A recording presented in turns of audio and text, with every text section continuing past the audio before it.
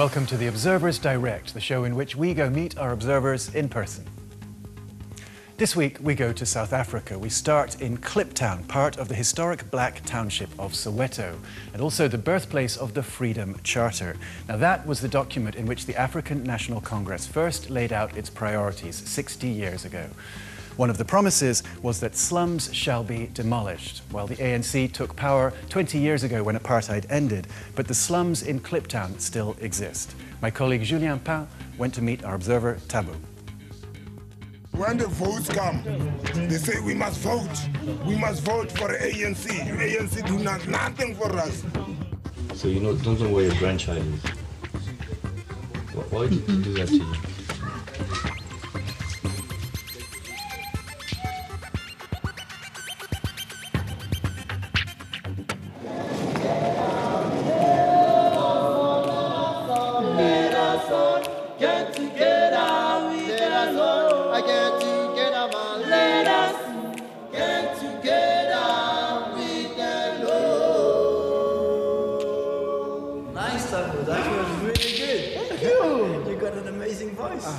Thank you. So it's your job? Yeah, except for being a side guide, we also sing with the gentlemen and we call ourselves Together. Together? Yes. Okay. Cool. And why do you sing here? What's this place? Well, this is the Freedom Charter Monument. This is where the first democratic constitution of the country was drafted. And there's the part of the things here are not being fully executed. Yeah, there shall be work and security. There isn't much of work. So that's a different thing, but there shall be houses, security and comfort. Yeah, well, it's still a different story, especially in Kliptown. We don't have proper houses. It's an informal settlement.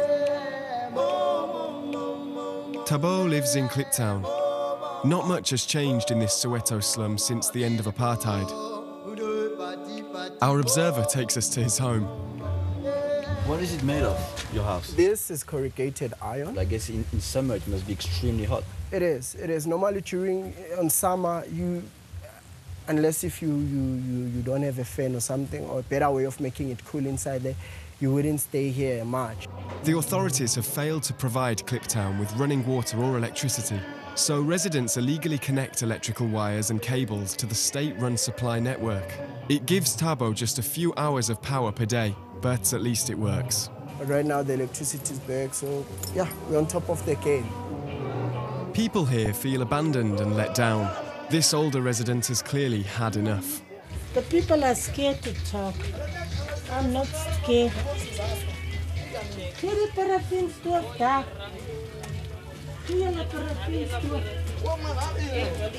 You're lighting your house with this? Yes. If you got a big house, you light with 3 or 4. And Mandela he married here. This is the Mandela's place where he started to marry Winnie Mandela here in Kliptown. But when the votes come, they say we must vote. We must vote for ANC. ANC do nothing for us.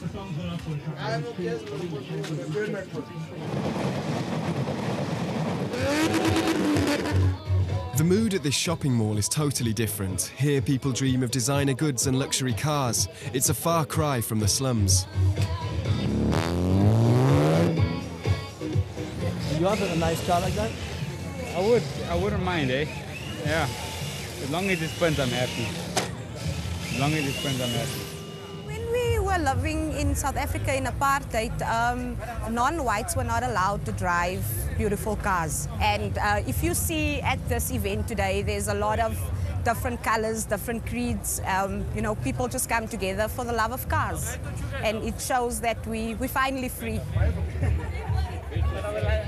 Lizelle introduces us to her 18-year-old daughter Stacey, who is something of a local celebrity. She takes us to a motorsport event called spinning. It was invented in Soweto and is as dangerous as it looks.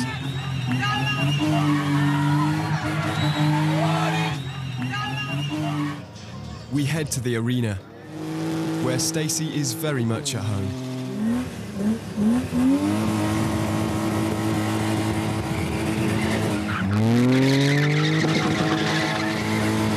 Most women will say a woman belongs in the kitchen. So I disagree with that statement because I'm trying to show everybody that women can do anything a man can do.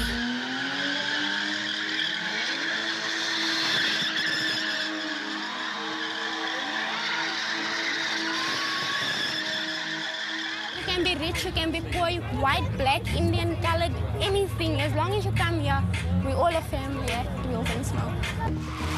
Although spinning is very popular in South African townships and draws crowds from different communities, the country does remain deeply divided. There are very few white people here in Hillbrow, one of South Africa's poorest and most dangerous neighbourhoods. Hi. Is it safe?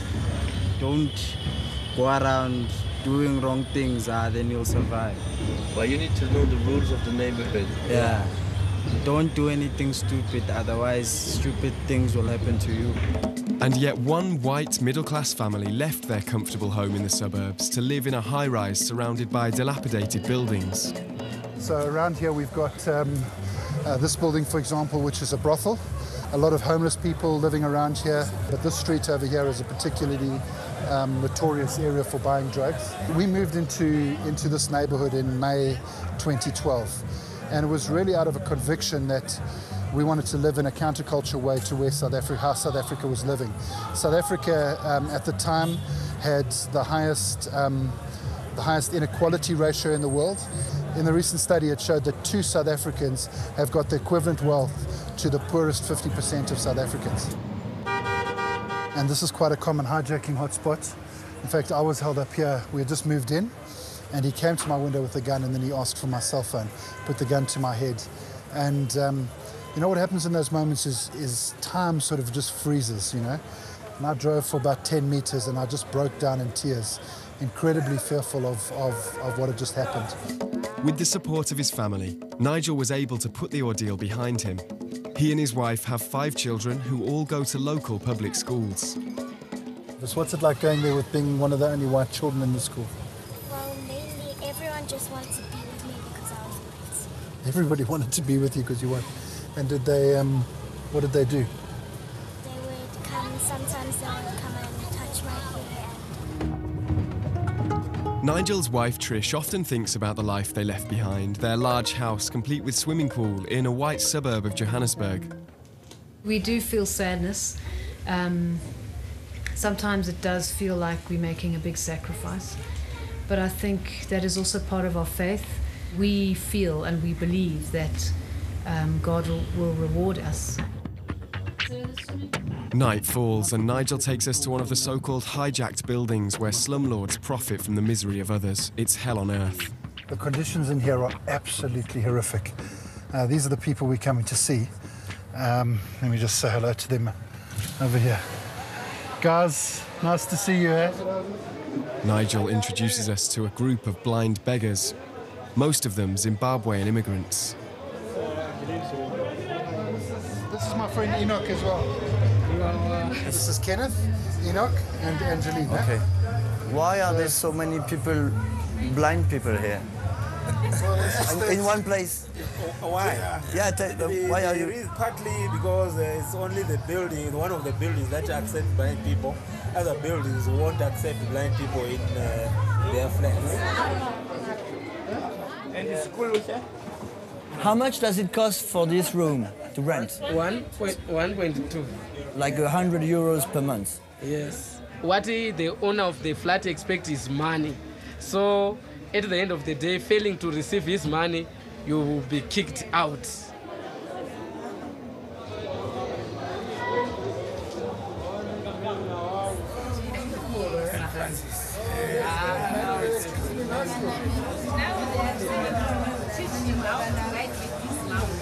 Are you able to run now? That's brilliant, my boy. Well done, eh?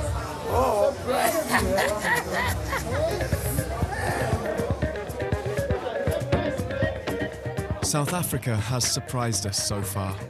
There's Nigel, who abandoned the cosy suburbs for the inner city. There's the black middle class, now fully integrated into consumer society. And these white families with nothing. We're in the outskirts of Pretoria, the capital. There are dozens of squatter camps here, just a few kilometres away from some of the region's wealthiest households. The gas and candles and paraffin. They don't want to give us power because you don't have the money for it. Social services have just stopped by. They told her it was too unsanitary, too unsafe, and so they took away her granddaughter. So you don't know where your grandchild is? Why did you do that to you?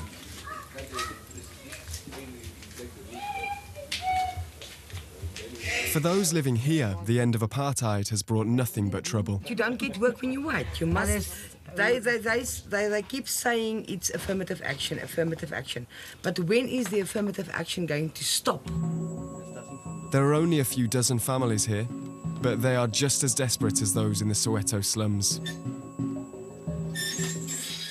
If my skin was black, I will get for all the children and myself, because I know a lady. She gets grant for 4 small kids and for herself, so she can look after the kids, and she's black. All these families and the Kliptown community want is to have somewhere decent to live. We meet with a representative from the Johannesburg City Council to see what the authorities are doing to improve the situation and to take a look around one of their flagship housing schemes. How long have you been living here? 2010? How's life over here? But they are far from the city, and there's no jobs to be found. What kind of job can you have around here? Because it's pretty empty, right? There is no jobs here. So what are you going to do? Just stay here? Yes. If you have like 300,000 people living in Czech right now, at the end of the project you'll have 22,000 people living here in nice houses. It's still like very few compared to the problem, no? Look, I think one of the biggest challenges in the city of Joburg is the urbanization of Joburg. There's a lot of migrant people moving from the outskirts of Joburg into Joburg to seek employment opportunities. I don't think our work's ever going to end. A lot of initiatives are in the pipeline, and we will continue planning that pipeline. So there are projects in the pipeline, but they're nowhere near completion. Which means our Observer and the hundreds of thousands of others living in South African slums will have to be patient. Mandela's dream is still a work in progress. That's it for this edition of the Observer's Direct. Now remember, we need you to help us make this program. So if there's an issue in your community you think the world needs to know about, get in touch. Maybe we'll come see you for the next Observer's Direct.